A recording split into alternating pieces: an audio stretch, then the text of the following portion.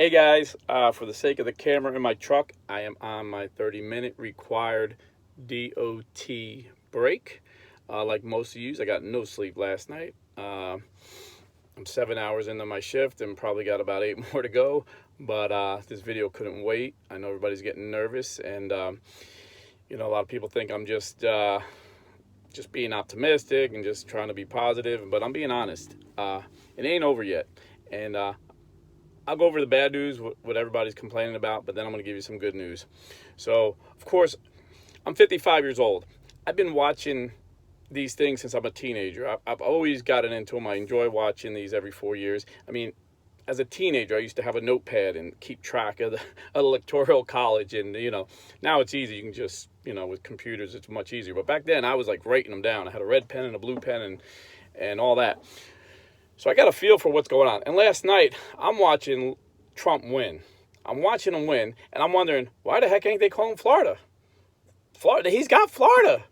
I mean, we know he's got Florida. They should have called Florida at like 9 o'clock. And I'm like, something ain't right. They ain't calling Florida.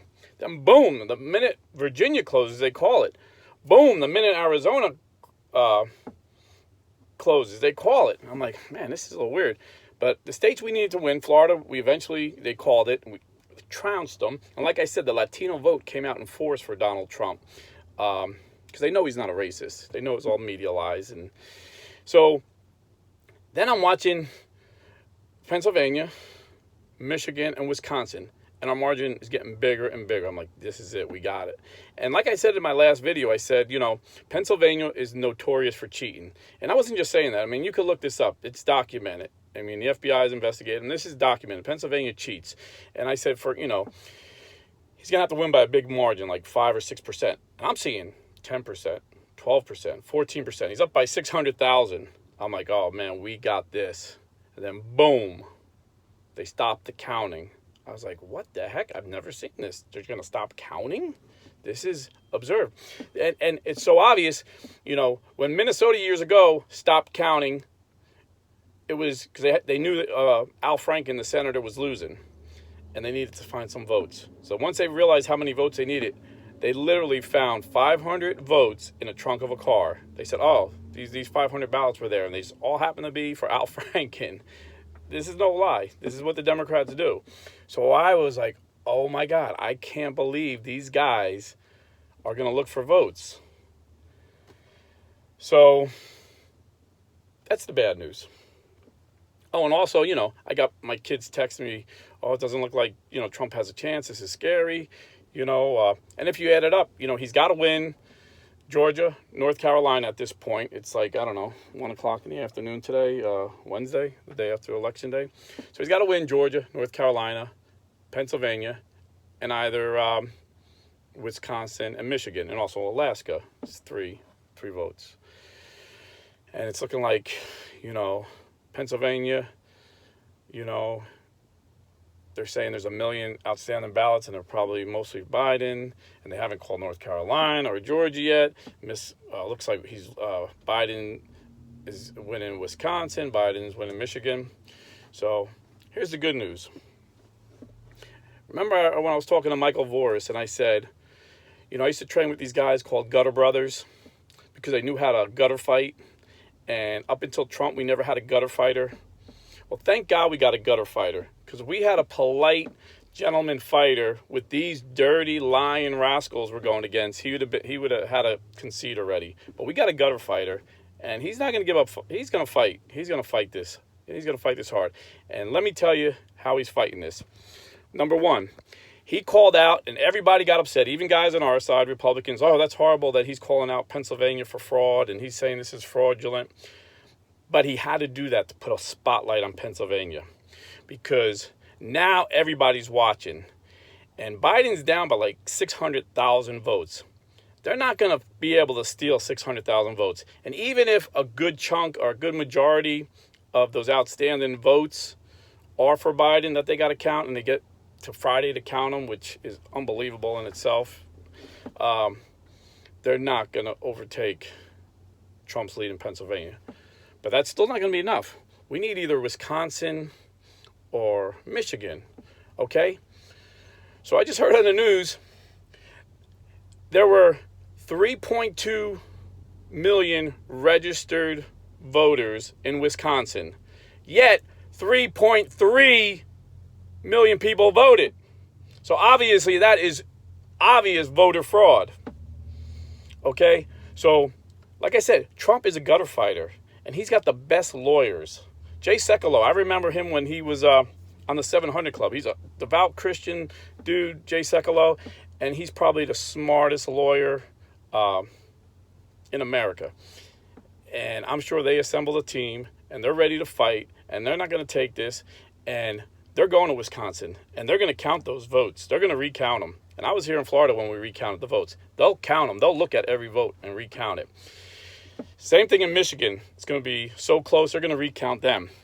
And then I just read on Breitbart, popped up on my feed, that Trump's lawyers in Arizona found some irregularities. And according to their data, Trump wins Arizona by 30,000 votes. So if Trump wins Arizona, it's game over. So I think we're going to win. I'm still confident. The media's going to try and make it look like Trump stole it. And that's why they're not reporting.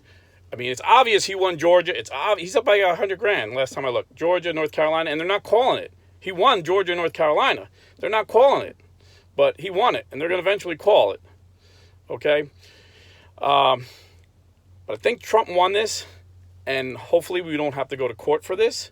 Hopefully we get them to concede. But if not, we go to court. We got a gutter fighter with the best law team, and I think we're going to win it.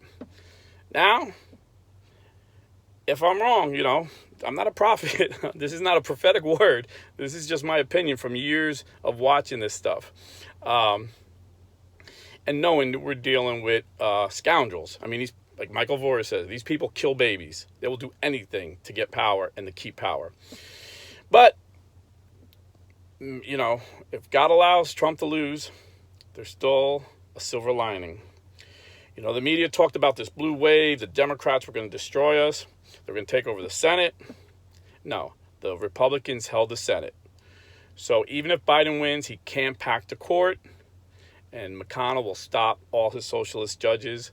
So that's huge. That's huge. And they talked about, expanding the map with the House of Representatives. No, Republicans picked up seats in the House of Representatives. And they're in a good position now because of those seats they picked up for 2 years that take over the House. And they'll have the Senate still. They'll have both. So even if Biden wins, he won't have the Senate to push through his court packet and his socialist agenda he wanted. He'll have to compromise with the Republicans. And in 2 years, we'll have both houses. So we'll totally shut them down. So that's the good news. So stay positive. Keep praying. I didn't refresh my memory. I'm tired. I got no sleep, and I've been working in this Florida heat. It got hot again down here. So I'm tired. So I didn't read the story to refresh my memory, but I always think of Gideon in the Bible. My grandson's name is Gideon. He was over last night, so I thought about Gideon. And I'm going to paraphrase the story. When Gideon went to battle, he was so positive because he was a warrior god. This was a bad dude, and he was going to defeat the enemy. And then when he stopped for water, and like I said, I'm paraphrasing this. I might have a couple of the little things wrong. But basically, paraphrasing, God told Gideon, all the men who kneel on both knees and drink water, send them home. So he had to send like half his guys home. He's like, oh, crap. Now we got to fight this war. So his confidence got a little bit weaker. And then they traveled some more. And then God told him, when you stop for water this time, whoever goes on one knee, send them home. So now, I think, if I'm not mistaken, Gideon's army went from 20,000 to about 500. And Gideon knew, there's no way I can win this. The battle is yours, God. And I think this is what God's doing with his people today. We know the communists are at the gate. The abortionists are drooling for the blood of the babies that they're going to kill if Biden gets in. And we're scared. We're scared for our families. And we're praying. And now, if Trump wins, we know that it was God. I mean, we always knew it was God, We kind of felt like, oh man, we had a great ground game. We came out in force. We got the Latinos on our side. But no, now if we win, we know the battle the whole time was the Lord's. And God is going to win.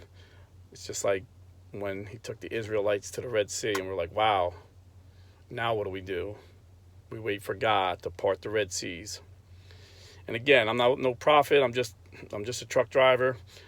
But I honestly believe, I'm not just blowing smoke up your butt. I'm being for real. God brought us to the Red Sea so he could show us when his people humble themselves and when we turn from our wicked ways, God will heal our land. So, God bless. It's been an emotional night. Sorry. But keep praying. Don't give up. And even if God chooses to allow Biden in, we have some hope because we got to the Senate. So God bless. And God will always be God, and the sun will come up tomorrow no matter what. So remember that. Stay faithful, keep praying, and don't give up.